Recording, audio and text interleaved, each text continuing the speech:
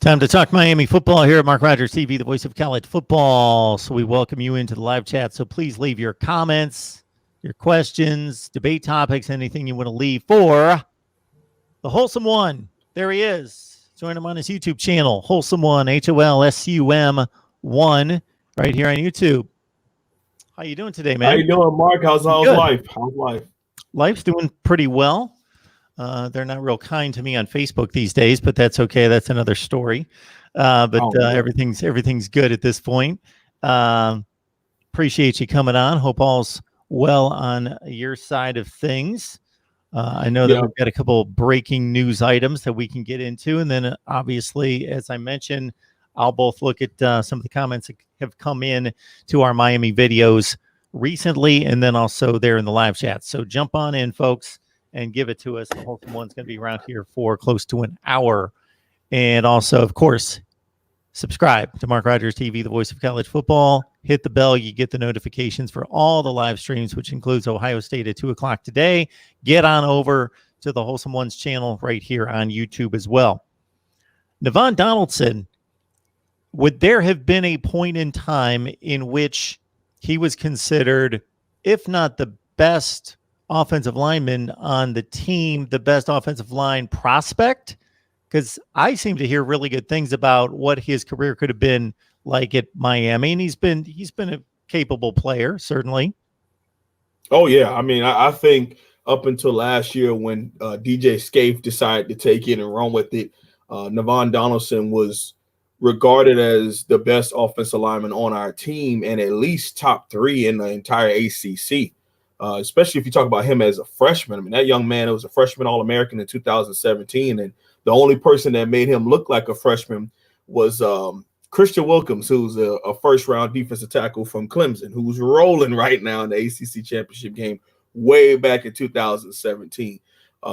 In 2018, he kind of stayed afloat. In 2019, 2018 was when we kind of moved him to tackle, which is where he wants to play. He played that at Miami Central down here in Miami-Dade County. He was a right tackle.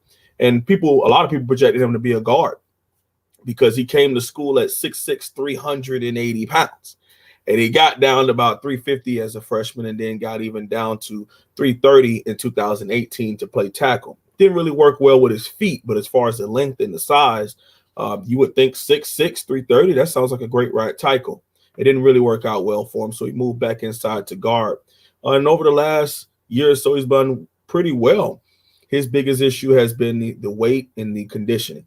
And as a guy who's been big my entire life, I understand that it's on the field, of course, with the running and the conditioning and being in football shape, but it's also the nutrition and the food aspect of things and what you're putting inside of your body. You know, as somebody, I can't really speak as to what was going on with him personally, but he decided to go ahead and take a red shirt as a senior going into what we would hope to be a season, decide to take a red shirt and get that under control, get his mind, get him focused up and get his body together and kind of shed a lot of that bad weight that probably came about over COVID-19 and sitting down. A lot of us put on some bad weight. So I can see a lot of the players doing it too, especially Navaughn, who's kind of struggled with it. And I think that this was such a mature move for him to just kind of get it all together. Let's focus. Let's spend this year also defeating a lot of nagging injuries, ankles, knees, hamstrings. I mean, when you're a big guy that size, nagging injuries seem to hang around for a while. And he's been fighting a lot of those injuries. And I'm happy that he decided to make that decision. It's something that was rumored for a while, and he decided to make it public and going to go all in with it. We're really excited about that, actually. Got the Wholesome One here to talk Miami football with you. And, of course, I'll dive in on some questions as well. And so leave them there in the live chat, and we will talk it up. And I'm also going to the comments section here at Mark Rogers TV, the voice of college football, on any Miami questions or debate topics. So this is some good news coming down here, Wholesome One, when you're down to the final 2 for an elite prospect like James Williams. And when Georgia's in the running and they're one of the 2, then you got to feel good about that. Not necessarily that you're finally going to get the right guy, get him, but when Georgia's after somebody, they're elite. So James Williams is down to 2, and it's the Canes and it's the Dogs. I mean, that's a nice top two. It's kind of similar to Tyreek Stevenson from a couple years ago who picked Georgia. And he's doing pretty well there. Kind of similar players to a certain extent as far as being strong safety linebacker type players. But James Williams is one of those generational talents. I mean, you watch the film, and this guy he's every bit of 6'5". He isn't, 6'4 1/4, 6'3 1/2, and then they make him listed at 6'5". No, he's 6'5", all of 218 pounds. Now, a lot of people are making their viewpoint on James Williams moving the defensive end in light of what's been happening with Greg Rousseau, especially at Miami. Greg Rousseau was 6'6", 208 pounds when he signed with the Miami Hurricanes, and now he's up to 260-plus pounds and one of the best defensive ends in the country. After being a film evaluator and looking at it, I think he's more of a true striker, linebacker type of player. I mean, you watch the film and he is a legit defensive back. You watch James Williams' film and he's playing majority either one high or he's in the box. We compare him to Greg Rousseau, who was somebody that played wide receiver. He played tight end. He played some defensive end. He played, all over the field as a pure athlete, and then they wanted to hone in his skills as a defensive end edge rusher here at the Division I level at Miami. When you look at James Williams, well, he has been a DB for going on 4 years now, 4 years plus. And why take him away from doing what he's done now to be a 5-star recruit and coming in here and signing Miami, especially a 4-2-5 team, to where, in my opinion, on first and second down, he can be that striker and then even move in on third down to be an inside linebacker for us going up against tight ends and running back. I mean, it seems like a great decision for me. Why move him to defense end when he can be one of your best linebackers and the best striker on the team? And it's also what he would like to play. That's the thing in recruiting. There's evaluating and projecting what a young man can do for your program, but then there's also just putting him in the best position to succeed. And that's leaving James Williams where he is, and that's a striker linebacker player.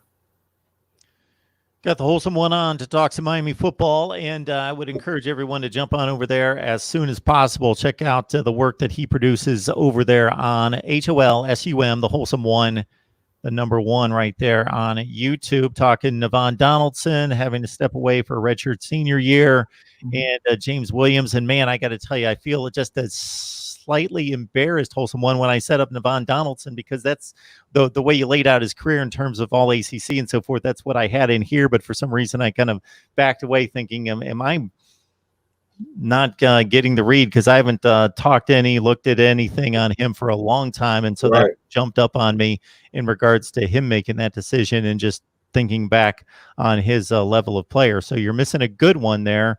You well know. Good news on James Williams, but it's got to come through in this final two. I mean, absolutely. And I think another big thing, Mark, I mean, before we go on, I think when it comes to Navaughn Donaldson, we're able to have other people and not necessarily replace. I don't really like saying that, because, I mean, they're people, they're players, they're not just chips or pieces or an NCAA game. But we're going to have somebody that can kind of fill the void to a certain extent. And Osmian Traore, a JUCO offensive lineman who's a redshirt sophomore. And then we also have Cleveland Reed, somebody we have been waiting, who was a 4-star guard that signed with Miami. I believe he was class of 2018. I believe he was a part of the 8th ranked recruiting class in 2018. Took a red shirt in 2018, had some struggling as far as leaving the team, entering the transfer portal, and then coming back in 2019. But recent pictures of this young man, he's dropped his body fat percentage at least about 10 to 12% down. And he's lost a lot of weight. I mean, he was like 330-ish, almost pushing 340. He's down to like 315. So he's really focused in and really changed his body type and bringing that dog tenacity that we need on the interior. Now, is he ready to play just yet? We will have to see. If and when we do have training camp, we will have to see. But there's two players, when we talk about Osmian Traore and Cleveland Reed, that we would love to have come in and fill the void at that left guard position, because we were able to get Jared Williams, to transfer from Houston, 6'7", 305 pounds, to come in, and he's probably going to solidify either tackle spot. In my eyes, I believe he's going to solidify the right tackle spot. and we're going to trust John Campbell on the left tackle side. And then that means we can move DJ Scaife, our best offensive lineman as of right now, into right guard, where he really belongs as a 6'3", 305, 310-pound guy. He's a lot better at guard, and he's a suffice tackle, but he's a really good guard. So now we upgrade at guard, we upgrade at right tackle, and now we be able to have our battle for the left guard position.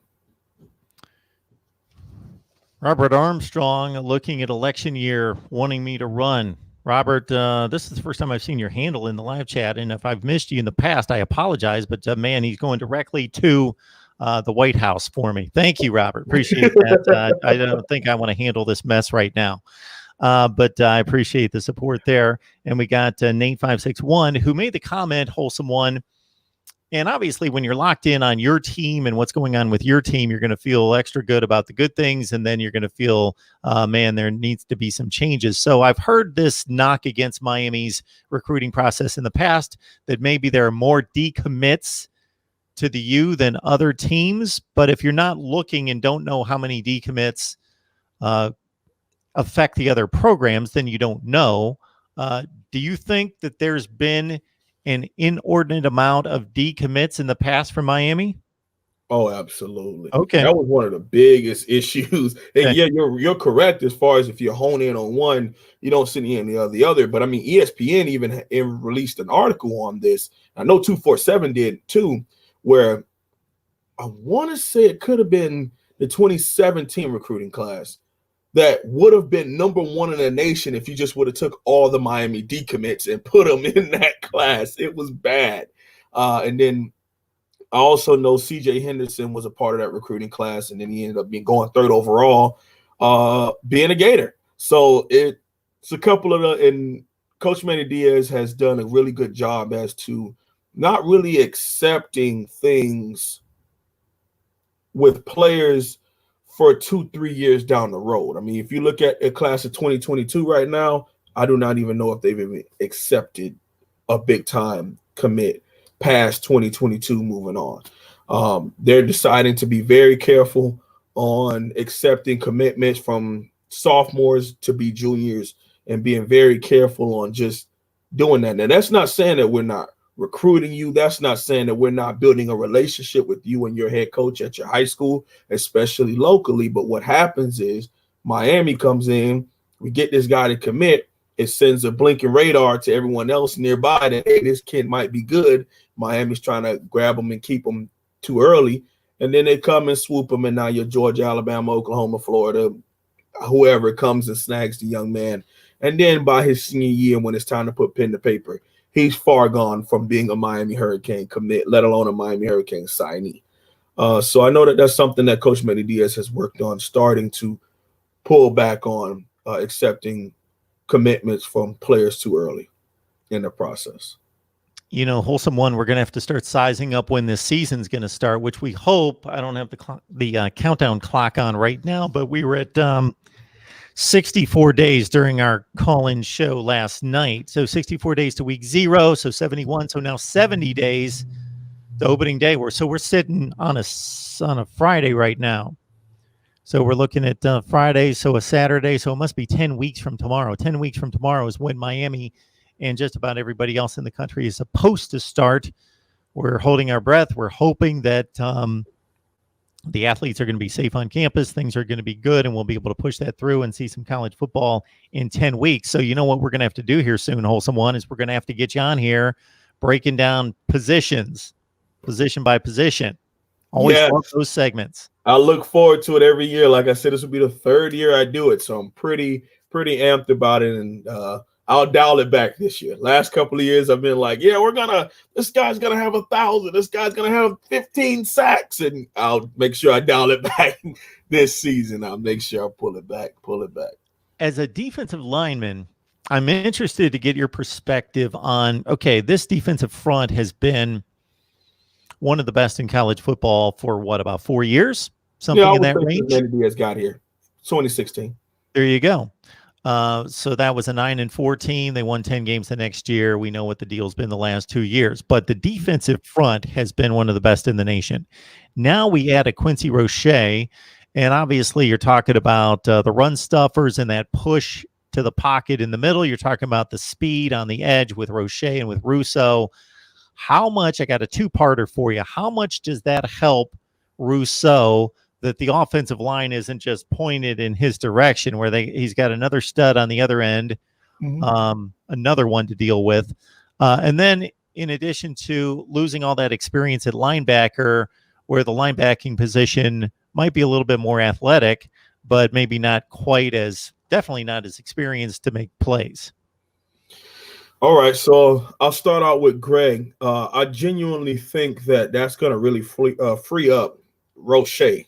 And Greg is going to have and I don't like doing this because I don't think that it's going to be a big step down. But, I mean, it's rarely ever that you see someone follow up 15.5 with anything really close to that at the collegiate level because of the fact that they'll spend a whole offseason focusing and honing in on what you did, especially in your conference. So Roche is going to, against the left tackle as our weak side defense, and he's going to have a lot of more one-on-one. He may get a chuck from a back every now and again, but everyone's going to make sure the 6'6" guy isn't taking over the game as opposed to the 6'2.5" guy taking over the football game. Now, something else that is going to really help Greg Rousseau on it is the interior pass rush. And we find lots of ways to use them. Now, I've done a lot more breakdowns of Greg recently that I'll be releasing on my channel, a 3-part series with him versus Pittsburgh, Virginia, and Tallahassee, where I break down why and what moves he's using and what's going on, the offensive tackle sets, when they're moving backs over there, tight ends. And you see the reason why I picked those 3 games is because they're at different points in the season to where he had a lot of one-on-ones early on, and then midway through, people started realizing who this guy is. By the time you got to Tallahassee towards the end of the season, it's some film of him with real triple teams. I mean, the right guard, the right tackle, and the tight end comes across to chip him. You know, so it's really nice to get that breakdown and understand why he wasn't making all of these plays towards the end. Is because people were triple and double teaming him a lot.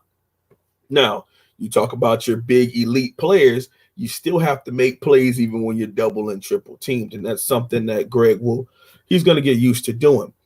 But I'm going to need Nasty Nesta Silvera. I'm going to need John Ford. I'm going to need Jordan Miller, who are our interior guys. We're going to need them to make that next step. Because not only does that help Greg Rousseau and Quincy Roche and Jalen Phillips and Javari Harvey on the exterior, rushing the passer. But what that does is it helps in a 4-2-5 scheme because the box is one less. Now it's a 6 box instead of a 7-man box. So that means these linebackers have to pick up more gaps in assignment as far as being able to scrape and make plays sideline to sideline a little bit more.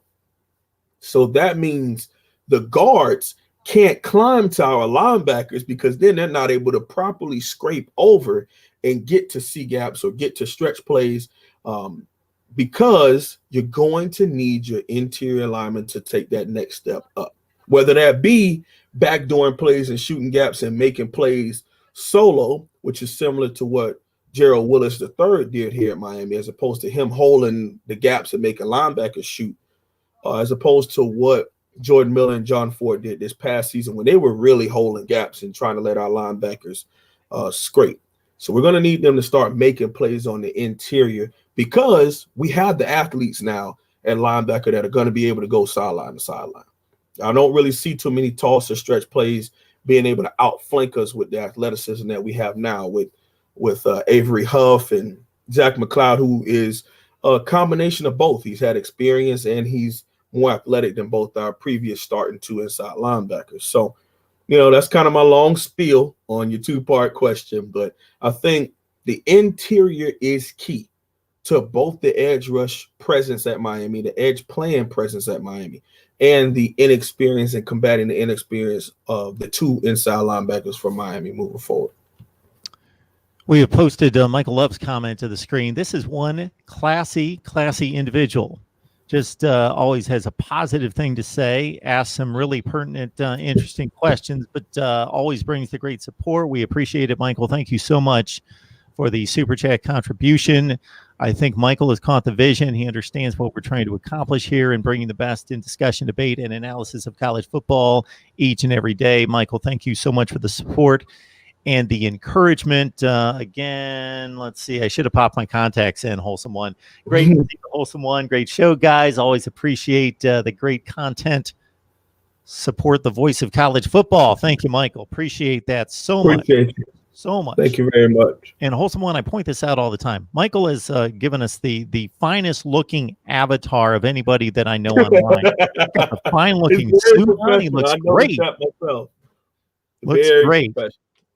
So Birmingham Kane is asking just blanket targets. Who are the next targets? Nathan Bennett asking specifically about Amari Daniels, as I see a 6th rated ranking on him according to the 247 Sports Composite. Number 6 rated all-purpose back, top 60 player in Florida, top 400 player nationally, but there's a big lean according to the 247 Sports Composite on Amari Daniels going to Texas A&M. Yeah, I think that I wouldn't say the ship has sailed. I think a lot of local kids, especially what's going on in the pandemic, the University of Miami is going to have a pretty good advantage with the local talent.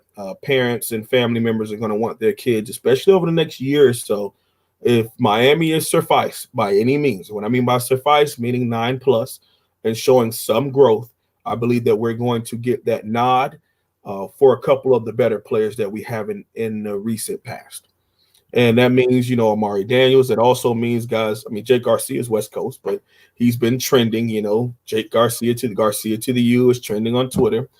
Cameron Kitchens, somebody who also Texas A&M is doing really well as far as trying to infiltrate South Florida, similar to Auburn, as far as getting guys on their staff who have connections in South Florida coming and trying to snag some of our recruits out of here.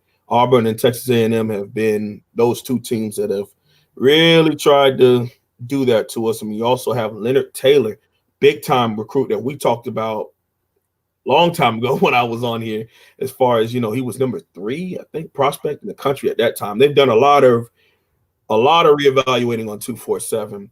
Amari Daniels in particular, I think his relationship with the University of Miami is a little shaky. I do not know for 100% per se. It's something I can't say. I don't know the young man. I'm not an in crowd. I don't work at the University of Miami yet.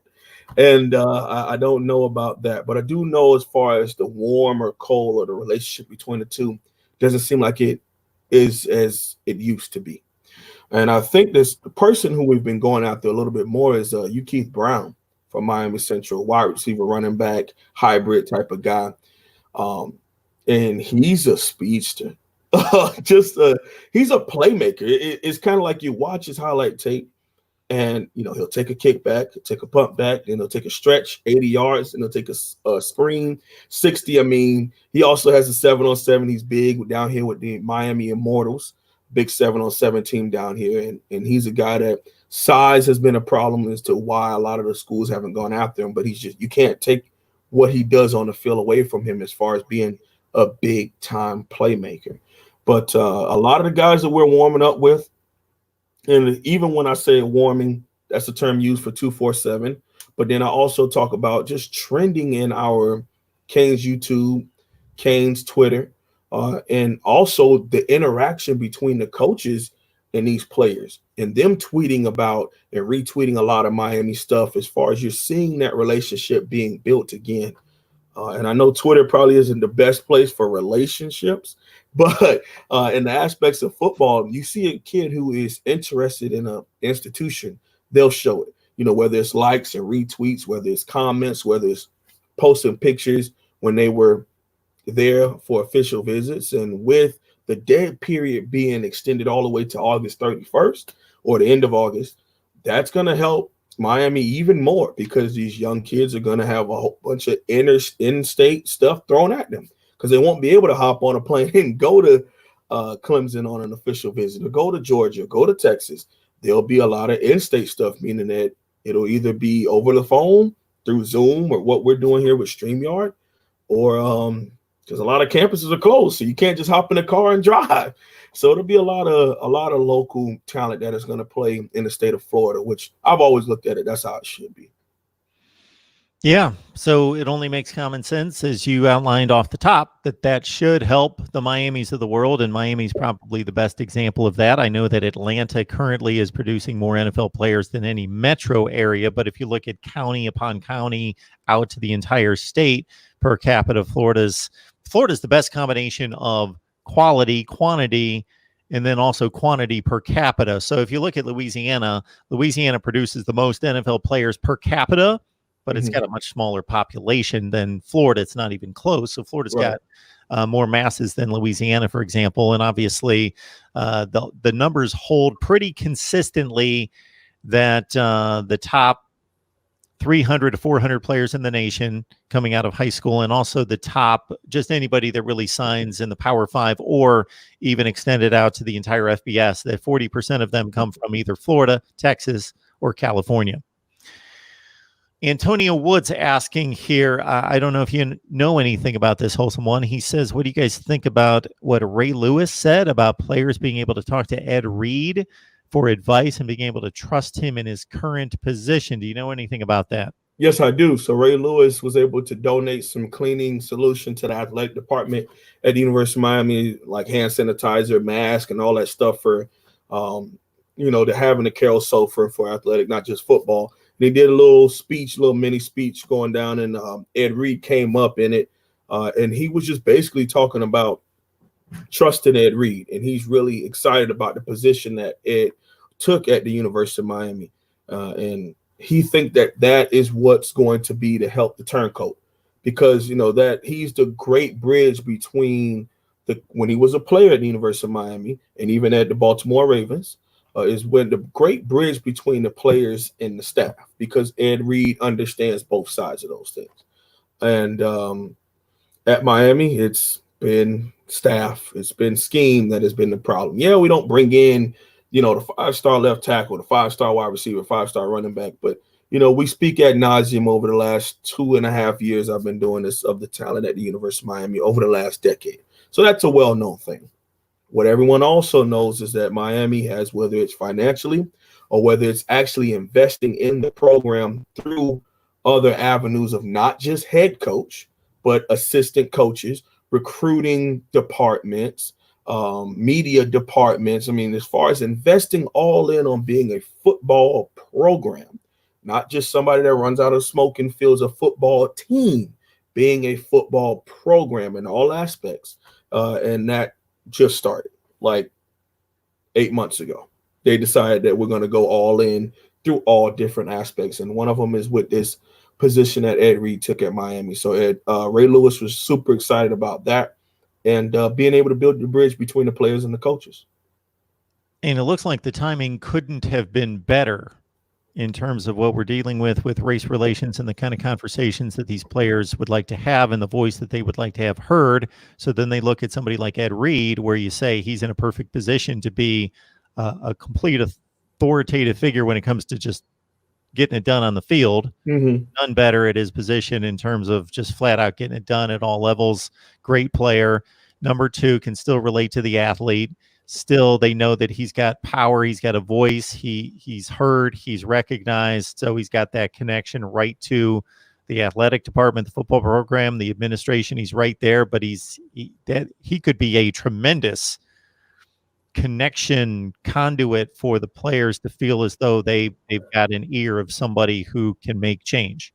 Absolutely. I mean, it's also kind of like for us, and we kind of have, growing up, you have your father figure. Of course, you have your father, you have your grandparents, but there's also that favorite uncle, as somebody to where you have that respect for them because they're older than you. They're not a peer. So you have that fatherly respect, but there's also that love and connection to where they're young enough within age to where you can discuss things with them that you may or may not feel comfortable speaking with the older members of your family. And I think that Ed Reed is going to be that for the Miami Hurricanes football players. It's something that he can probably resolve it before a position coach even has to hear about it. Before it even creeps up to the head coach, Ed Reed will be able to go ahead and handle whatever needs to be handled so that we can move forward. Like I say, favorite uncle, man, and it's not a Like I said, it's not a racial thing. It's just period. Growing up, you have a favorite uncle, somebody that you're really close to, or a godfather, or in some aspects, even an older brother. Just somebody that is older than you, that you have that respect for, that you're able to also discuss things on a level that you do feel like equals, and they make you feel comfortable enough to have that type of dialect and have that conversation, and then give you an answer that's actually going to make you progress, not tell you what you want to hear, not tell you something that someone on your level of thinking will tell you. Give you that advice that's going to make you better as a person and as a player. Here's a simple and straightforward question from MSU #1 fan. And when it says MSU, that means Michigan State, because they call me on a regular basis. What games can Miami lose? What games can Miami win? Well, if we want to take 2019 as an example, pretty much all of them on both sides. So if I can tackle this one first, wholesome one, this is how I see it. I see that Miami's got better talent than everybody on the regular season schedule. Everybody. The one team that would come the closest would be Florida State, but I think if you really analyze the rosters, you can make a clear distinction.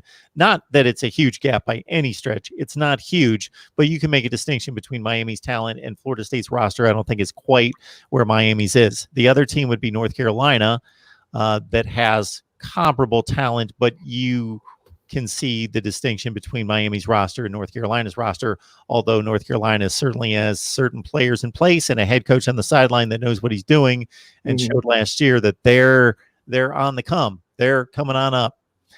Virginia Tech's capable. They're good. Michigan State, obviously, on the road. The Spartans are nowhere close to what they've been in the past from about 2010 to 17, when they were one of the top 5 to 10 programs in college football.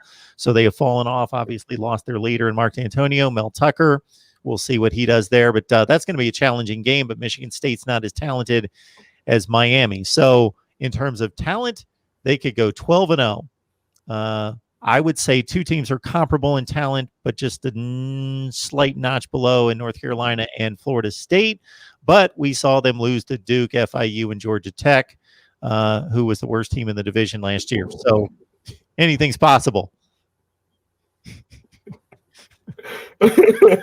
Yeah, you dropped that one on us. Yeah, it's true. It happened. If you look at Bethune-Cookman, basically they lost to FIU. You could argue with the second worst, maybe Western Michigan was, team on the schedule, and they lost to them. Then they lost to the worst team in the ACC. Don't forget La Tech too, in a bowl game, and lost to La Tech. But at least it was a bowl team. But yeah, lost to Louisiana Tech. It's I've actually had this question a lot, because it's something that everyone likes to discuss when we start creeping up: stats and records. And at Miami, I've always said we can easily be 8-4, just as easily as we can be 12-0. In some aspects, we can be 6-6, just as easily as we could be 12-0. It's a big swing back and forth. Now, if I were to give a number, I've been on record saying mine is 8-4. If the football game was played 7-on-7, Miami would have 17 national championships. If it was just QBs having to throw to wide receivers and DBs having to play against wide receiver sets up and down the field, Miami would probably be the greatest team ever, greatest school ever. But it's not like that. And no longer and gone are the days of being able to just line up and say, we got a QB with a good arm. We got somebody that runs a sub 4.4. And he's already 6 foot, and you're not going to be able to hold him for an entire game. So eventually we're going to throw a deep post or a deep bomb, and we're going to win the game. It's not like that anymore. Football has become – Miami's probably about 10 years behind at this point, but we're trying to get back up there. But just the detail-oriented aspect of football, and like I say, building a true program, just like how Nick Saban or Dabo Swinney, much respect to both of them, would say a program. You know, you're building something from the ground up that's detail oriented. And the last thing that's on that checklist of things building a true program is talent. I mean, of course, people have the argument of Jimmys and Joes and X and O's. Well, at Miami, we've had the Jimmys and the Joes. The X's and O's has been utterly atrocious to a grand level, to the point where we lost to in-city non-rival Florida International University. Let that sink in. What also outlines the situation over the last 2 years in regards to wins and losses is that when you beat a team in division, then you basically have a 2-game lead over them. So you're 1-0, they're 0-1, just based on that one head-to-head meeting. And even if you lose another game, they win another game, and you're both 1-1, you still have the tiebreaker. So you basically have built a 2-game lead by beating the team that you're most competitive with. Well, Miami's done that the last 2 years. They beat Virginia, and Virginia won the division. 2 years ago, they beat Pitt. Pitt won the division. That means they blew other games to lose the division. They beat the team that won the division. Yep. And we're good enough to do that in, I don't want to say dominant fashion against Virginia. It was a pretty close game, but Miami was clearly the better team on that night. It was like 17-9, something like that. Right. And then they beat Pitt 24-3. Yeah, in 2018, we threw them all over the wall. It was bad. I mean, but it also was, and here's the other thing, being able to focus a group of men to obtain a goal is what head coaches really keep in mind, all right? And one of the things when it comes to the University of Miami is when our players are motivated to go out there and do something, things happen. You get 2018 versus Pittsburgh. You get this year where they get up and destroy Louisville because they really wanted to go out there and show out. You get and see that the game was close for a little bit against Tallahassee and they pulled away. You know, you saw the way the team came and a 10-plus win Florida team looked eerily similar, if not the worst, the lesser of the two teams on the field, to a 6-7 Miami Hurricanes team. When the team is motivated and the players are ready to go out there and get something done, then you see a different team. But though you have to be able to field the same team or similar week in and week out in this sport that we love and we call college football. And that just comes from years and months and weeks of building something that is sustainable. And it's not the easiest thing to do. It's a lot easier said than done. I can come on here and talk till I'm blue in the face about this is how you do it. And you got to do this. You sign that guy. You do this speech. And it sounds easy. But hopefully Coach Manny Diaz and his staff and the program at the University of Miami is working as to how we can do it at Miami and build something sustainable. When I look at our schedule, and I look at and I say 8-4, the reason being is I think we're going to be very, very focused for a couple of those games. But 4 in particular really make me a little weary. And it is, of course, Wake Forest. I think that it's like in a position where we're at Wake Forest. It's not really going to be a big game. It ain't going to be no Saturday night extravaganza. You know, so hopefully the team shows up motivated to go out there and we will be the better team talent-wise. But can we come out and beat a well-coached squad who understands that they're outmanned, but they're going to have the detail-oriented aspect of things of how they have to focus and get the job done because they're not going to be able to run out and just run faster than the other team. They're going to know how we're going to execute the game plan as a whole 11-man squad on the team each time their side is on the ball. Then you have Michigan State, depending on how we are, you know, how we're focused, we're going to be in that game. I mean, in all likelihood, Miami could be 3-0 going into that Michigan State game. Or we're going to be 3-0 dancing and jumping up and down and doing all, or we're going to be 3-0 focused and understand that this week is no other week. Yeah, we've won 3 games, but each game is a season of its own. We've done preparation. We've done film. Let's go out here and execute it. We can party and dance afterward. Yeah, but we need to get the job done and execute to beat them. Number 3 is going to be Virginia. It's a team that's kind of been a thorn in our side since we've joined the ACC Coastal. I don't know if you'll ever be able to say that UVA has ever been on par with Miami as far as talent. But even if you go back to 2017 when we were 10-0 coming off of beating Notre Dame, Virginia was up 14-0 3 minutes into that game. Because they came out, they attacked our corners in coverage. We had that cover 2 look, and they threw it right over the top every time. Boom, boom, boom. Hit the seam sometime. They were up 14 at 21-7 until Jaquan Johnson and a couple of defenders made some pick sixes, some strip sacks, and got us back in that game. But they're going to be an X's and O's team. And lastly, for me, is Tech. Virginia Tech is a squad that in the 90s, they were always in it. 2000s, they were always in it. It's kind of waned off since Beamer Ball is no longer there, but they're always going to be a team that is going to play Miami tough, and it's going to be punch, counter punch in a game like that. We got the Wholesome One on here talking Miami football, our Hurricanes live show that we bring you at least each and every week. Actually, we think that we've got Cam on the line on Saturday to bring you another edition of Miami Live. So we'll just keep on going with the Miami talk, and you get people show up. So, hey, we'll keep doing them. It's always a good time with the Wholesome One talking Miami football. So many people are asking in the live chat, is there going to be football? When is it going to be? Okay, we've been playing this game for months and months and months. And I made this statement. So we had an exclusive live stream last night, and I'll remind everyone, if you would like to join me for an exclusive live stream, we're going to post one once a week where we do an exclusive live stream. You basically just tell me you're interested, and then you can come on, see where the Wholesome One is. We're talking college football. You can be in his seat. We're talking college football directly. You can be right here talking college football with me. We had a great time. We had 5 on the line, 5 different college football fans talking college football with me: Oklahoma fan, Florida fan, Ohio State fan, UCLA fan, talking college football with me. We had 12 other people that signed up. It was a good time. So we're going to do that once a week, exclusive live stream. Let me know. Just say, leave in the comment section of any of the videos, hey, Mark, I'm interested. That's all you need to say, and we'll get you signed up for that. There was a reason I brought that up. But anyway, Cheryl's letting us know the point she made before this one is she was basically saying Wholesome One knows a ton about Miami football. So Cheryl, thank you. I appreciate it. But now she's saying that you can't be Clemson in her lifetime. Well, Cheryl, we want to see you around here for a long, long time. Right. And, things change pretty quickly in college football. They can change. I mean, you look at Colin Cowherd. He said yesterday how much he sees that Clemson is being able to thrive off of Tallahassee and Miami being down.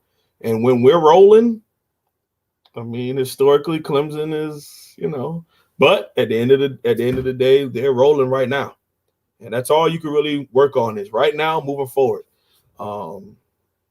Luke Walker, I'm going to go ahead and address these guys. He's been very disrespectful to Miami, and that's okay. God bless you.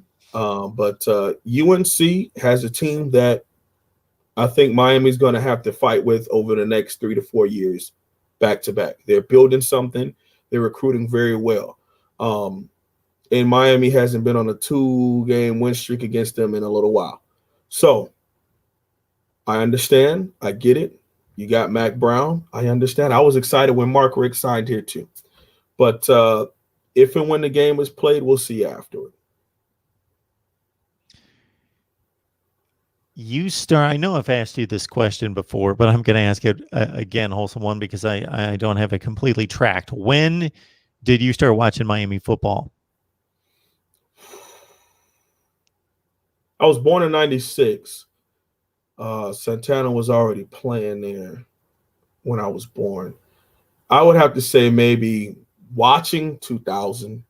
So, but as far as studying and being able to At recall everything, yeah. 2009. 2009 to now has been my divulge studying thing. So we're looking at 11 to 12 years. So Randy Shannon was the coach at that point, correct? So we're looking at Shannon, Golden, Richt, Diaz. Or did I miss? Yeah.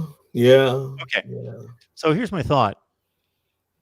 So you can't really speak of Shannon to a certain extent in regards to when he was hired, but I would love to know when these coaches were hired, what was your thought? Was it Mark Richt got hired? Great. Or I wanted them to do something else? Or, hey, he's a credible coach. We'll wait and see. As you go down the line with Shannon, Golden, Richt, Diaz, your thought process on when they were hired, whether you approved of the hiring, and then when it was all said and done, what kind of grade you would give them at the end of their tenure with the Canes? Sure. Like you said, when it came to Coach Randy Shannon, I mean, he's big down here in Dade County and beloved. I mean, he was a defensive coordinator. He played here. He played some pro ball with the Cowboys. had always been really big in the community as far as bringing guys to Miami and signing them and helping them move on to the National Football League. When he came here, things were different with the program. I mean, we were coming and dealing with the Shapiro issues, and it was just a different type of program. I mean, at that time, super amped. I mean, he was kind of like a local legend, so we were super happy and excited about it. We wanted him to do a lot better here, and then another year, second year in, he signed a #1 recruiting class. So there was a lot of hype around it. That recruiting class kind of was underwhelmed. It wasn't followed by much after that recruiting class. If I were to give him a grade, having to go with all that he had to deal with, on and off the field success, I would say maybe a C, as far as what Coach Randy Shannon brought to Miami. And he had to deal with a lot of stuff, a lot of non-buy-in, to the point where the main thing that Al Golden had to talk about is the fact that we had a training table. Yeah, for people to get taped up and stretched. That was a thing. They were happy that we had training tables. So, Warren Sapp has spoken ad nauseum about this. When it came to Miami, it wasn't about the facilities. It wasn't about the campus. It wasn't about school. It was going there because you knew that you were going to win a national championship. And you knew that Green Tree Practice Field had the best players at that time. It's a big thing that Randy Shannon was able to push when he was here. And Al Golden was trying to recreate that. Now, moving on to Al Golden, I was a little weary. I wasn't into the coaching search and knowing all the coaches at that time. I was in high school when he signed. I was a freshman, actually, in 2010 when he came down from Miami. All we heard that he was this big, mean dude from Pennsylvania who was a disciplinarian, but the players loved him. And all those things kind of ran true here when he signed and came to Miami. He was a disciplinarian, and the players loved him. He did really well in recruiting, but on-field success was tied to his love and his connection to his brother-in-law, Coach Mark D'Onofrio, who ran the worst 3-4 scheme ever at Miami. I mean, it's kind of, people know that it was just a bad decision to bring him in. And even then, how could we even recruit to that scheme based geographically? I mean, it just doesn't make any sense, but whatever. His recruiting helped him a lot. James Coley helped him a lot. Bringing in guys like Duke Johnson and Tracy Howard and Brad Kaya and Chad Thomas and even the 2016 guys that came in, I would have to give him a C also because he recruited, but he just didn't have the on-the-field success. Now, moving on to Mark Richt, I was elated. I mean, it was something that I felt like this guy struggled in the SEC. At that time was one of the hardest because you had good coaches at almost every school. He underwhelmed as far as winning championships at Georgia, but he always fielded a team that you knew when the Georgia Bulldogs came to play, it was going to be a fight. He had countless offensive linemen, countless running backs, guys in the NFL. So I was really excited. And he won a bowl game his very first year here. His first year here, he goes 9-4 and beats the 16th ranked West Virginia Mountaineers on national TV in a bowl game in state in Orlando. I mean, and it was convincing. So we were all elated and excited about Mark Richt. And he brought a focus to the program that hadn't been there in a while and got a lot of people on board and understanding that the main thing, you want to field a good team, we're going to need some money funneled into the program. I mean, he got the Carol Sulfur going, donated some of his own money, things of that nature. But just as easily as it started out well, the bottom fell out of it. In his RPO scheme of run right, run left, RPO, screen, slant on third down, punt, it was kind of running out. And come year 3, the bottom fell out of it too. Decided to retire early before we cut ties. Now, when we get to 2019, this is me being able to, as a grown man in college, getting ready to graduate, I was able to do a lot more research and understand what's going on behind the scenes as to who we should bring in. And any and everyone knows I was a Mario Cristobal guy. You know, I even came on your show and said, this is the elite hire. You go get Mario Cristobal. He goes and wins the Orange Bowl. Goes and wins the Rose Bowl.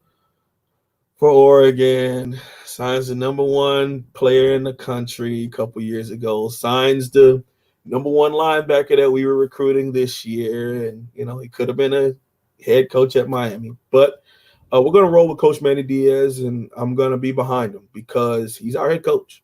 And I'm not going to put that negative energy out into the atmosphere. But I really wanted Mario Cristobal, and I felt like that was the hire. They went with Coach Manny Diaz. The players seemed to like it, and he made one bad mistake. Probably a couple other ones, but as far as off-season bad mistake, bringing in Dan Enos. And then Dan Enos trying to run the North Dakota State 2003 offense that he ran at North Dakota State here at Miami. And it doesn't work out well, and Miami goes 6-7. But it was the kick in the butt that we needed. And you saw that a lot of things got changed, from the board of trustees to the brass to the whatever, who needed to know that this isn't how we need to do things moving forward. And we were able to go get the right hirings and kind of move things in the right direction at Miami. Yeah, anybody who follows college football would know that you would have been optimistic about Mark Richt's tenure. He did not win a national championship at Georgia, but he had one specific team that basically was as good as the national champion. Oh, man. They were the 4-yard line. We won't go through the whole thing, and they would have killed Notre Dame in the BCS championship game. He had 2 or 3 other teams that were extremely close. When you bring in a coach who's 83-37 in the SEC, and he finished in the top 25 12 out of 15 years, he finished in the top 10 8 out of 15 years. So more than half the time his team's finishing in the top 10 in the country. You got to be excited. And he knows the culture. He's connected to the program. So you feel, well, he's got to have the motivation to be here and to win. Mm-hmm. So I was all for that hire. It was a notch below. Okay, you get Urban Meyer or Nick Saban or somebody like that. But there's not too many of those guys walking around. There's like 3 of them. So after that level, yeah, it seemed like he would be a great fit coming back home. And then you bring in the 8th recruiting class. I think it was number 8 in the country. And you feel like, hey, we got this thing going.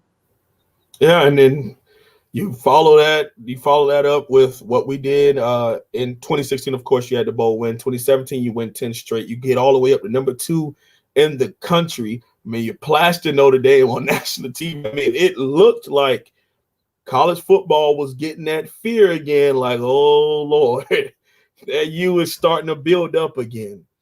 And like I say every year, the U isn't back. The U is rebuilding, and we'll see. When you talk about being the U, is something that's sustainable. It isn't just for 6 weeks. It isn't for one game versus Tallahassee every year.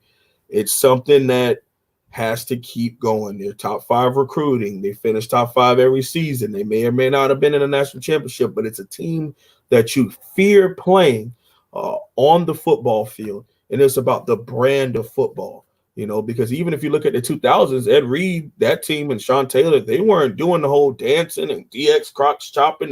They just beat you on the field. And you were very fearful of playing those squads. And that's what we have to bring back here at Miami. He's the wholesome one. Check it out right on the screen. That's where you go on YouTube to check out more Miami football content. HOLSUM and the #1 right here on YouTube. Check out his analysis. He played the game. He knows what he's talking about. He loves Miami football. So you got the knowledge and the passion, both. You combine those two, and you got a great channel. So check him out right there. Keep it locked in here. Mark Rogers TV, the voice of college football. We're talking Ohio State in just a few minutes. All right, wholesome one, we appreciate you stopping by. You are always welcome. And again, we will break down some positions coming up here very soon. Absolutely. Just let me know. Hey, have a great show. Don't really have any ill will towards the Buckeyes, man. I would have took the penalty too. Oh, well. Hey, have a great one. Got a great program. Y'all have a good night. God bless. Yeah, last I checked, nobody argues with the officials. I've never seen anybody do that when the calls go their way. I mean, yeah, of course, I didn't like it, but I mean, you watched that game. It was plenty of chances for Miami to win it. Yeah, I'm angry about the outcome, but at the end of the day, got to get over it. If we ever want to take that step, that's one of the things we got to let go. 20 years ago, we got to let it go, man. We got to let it go. Hopefully, we can get a rematch. How about that? Miami Ohio State 2021 national championship game. And then we can start talking again. There you go. All right, Wholesome One, you have a great weekend. Appreciate it. God bless. Everybody keep it locked in right here. We're coming right back with another live stream, so keep it right here on the channel. Mark Rogers TV, the voice of college football. Ohio State Live right now.